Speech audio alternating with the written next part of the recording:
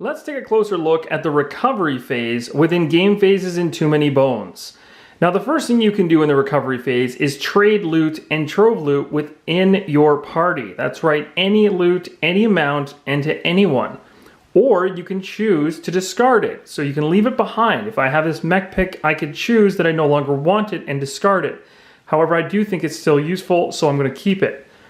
Now, the other thing you can do is take a look at your party members to see what types of cards they have. And if they have something that you'd like, you can offer to trade with them. So in this case, my partner has a card called Raider Armor. And this card is something that I'm very interested in. So if we were to make a deal and make a trade, then I would be trading away my mech pick to my partner, and my partner would be giving me the Raider Armor. And again, you can do any number of trades, any number of cards, as much as you want and as freely as you wish. The second thing you can do in the recovery phase is make a lock-picking attempt. And this can be done on your trove loot or someone else's trove loot. And that point is very, very important. So in this case, I actually have a trove loot, so I would likely want to use the lock-picking attempt on my own trove loot because it's going to be able to benefit me. However, if the trove loot happened to be on my partner, I could actually use a lock-picking attempt to aid him in trying to break into his trove loot. The third thing you can do inside of the recovery phase is individual options. And each gear lock may choose only one of these individual options. And we're going to go through those three options right now. The first one is to rest and recover. By resting and recovering, it allows your gear lock to heal to full HP. Very straightforward. The second option is to search for better loot. It allows you to discard one loot or a trove loot, and then allows you to roll 6 attack dice, and for each bones you roll, reveal a loot card, and you can keep one of them. So let's say hypothetically I have the Raider Armor, and as my individual option I wanted to try to search for better loot. I would then discard this loot card, and again it can also be loot or trove loot. Once it's discarded, then I roll 6 attack dice,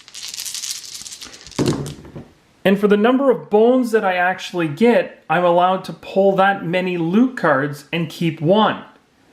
As you can see here, the risk didn't pay off, and I didn't roll any bones, and because of that, I just ended up losing a loot card. So there is a risk reward within that option. The third thing you can do inside the individual options is scout the area. You simply roll a d6. And on a 1 to 3, you reveal a 1-point baddie. On a 4 to 5, you reveal up to a 5-point baddie. And on a 6, you reveal up to a 20-point baddie. Once you reveal the baddie, you may leave that baddie face up on top of the deck, because that just makes sense. You're scouting the area, so you're allowed to actually visually leave it face up on top of the pile. Or you can choose to actually cycle it to the bottom, knowing full well you've pushed it further ahead, and you will likely not encounter that in the coming encounters. So for instance, for example, if I happen to roll a d6 and landed on a number or a pip between 1 and 3, I would be allowed to go ahead and scout ahead. I would take a look at the 1 pile. So I'd be allowed to flip it over, take a look at the baddie in question, choose whether or not I want to leave it on top, face up, or I could choose to put it face down on the bottom of the deck. It's my choice to make, and I can take a look at its abilities and try to determine what's the best strategy for me going into the next round. The same thing would happen with if I happen to roll a 4 to a 5, I would be allowed to do this with a 5-point baddie, and with a 6 on the d6, I'd be allowed to do the same thing on the 20.